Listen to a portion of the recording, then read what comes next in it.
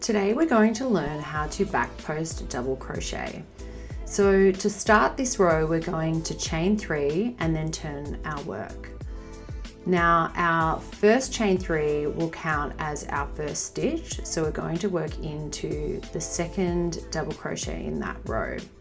So as you can see here, we're putting our hook into the back of that stitch and then yarning over, pulling it through, and then we continue to do a double crochet as normal.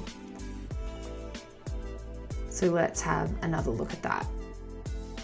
Yarn over, insert your hook from the back through the front of that stitch from right to left, yarn over, pull your yarn through, yarn over, pull it through the first 2 loops, yarn over, pull it through the remaining 2 loops. And that is another back post double crochet.